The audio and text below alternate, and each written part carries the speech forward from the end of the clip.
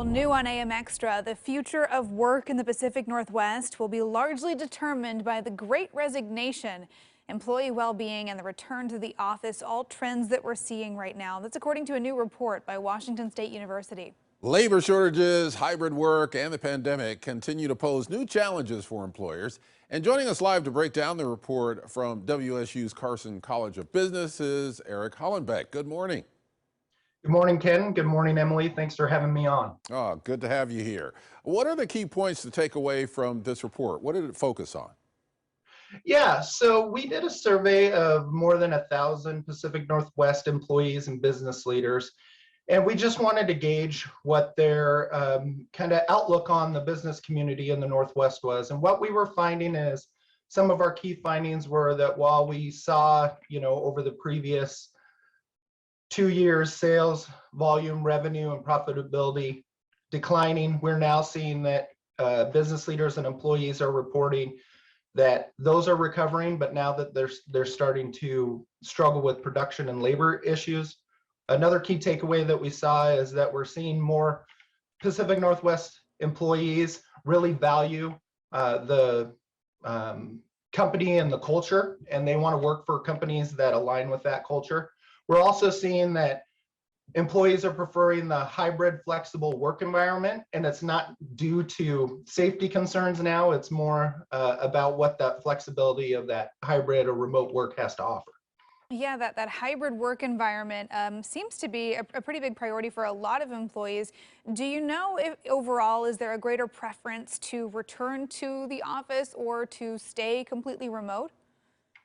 Well, it's kind of a mixed bag with that is what we're seeing in the results. So we definitely see Pacific Northwest employees reporting that they like the flexibility that comes with the work, but they're also with remote work, sorry.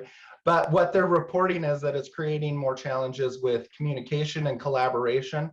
So some things that might be of consideration to business leaders, supervisors, and managers is really kind of look at what the nature of that remote environment looks like and maybe opt to do either hybrid or try to figure out some way to increase collaboration amongst the remote employees, whether that's a dedicated, day in the office or day retreat.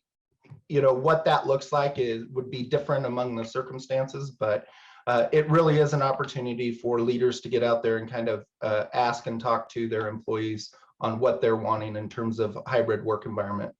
Are those preferences different based upon age? For example, how do younger employees view their workplace as opposed to people who have been in the workforce for a long time? Yeah, that's really interesting. So you would think, and I think it's probably pretty common to think of the younger generation. So let's look at like 17 through 24, which it falls in kind of the Gen Z demographic.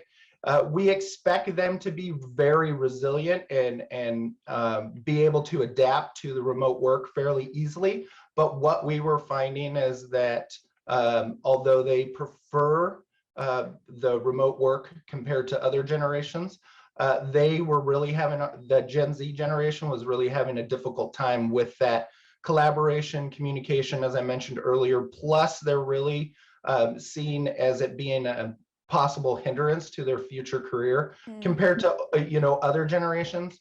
I think what happens a lot of time is we forget that some of the younger folks, younger employees are not quite in the the mature stage of their career, so they're either sharing costs with other people such as roommates, which can lead to a little bit more challenges when you're trying to work remotely, if you have multiple people in the same space trying to all work remotely. Right, and it's certainly, different to go from an existing job into a remote setting after you already know all your coworkers, than it is to begin a career fully remote and have to navigate that in a whole new way. So, Eric Hollenbeck, thank you so much for joining us this morning. Appreciate your insight.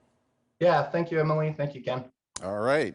We have posted the report and all of its findings on coin.com. Just click the AM Extra tab to get there.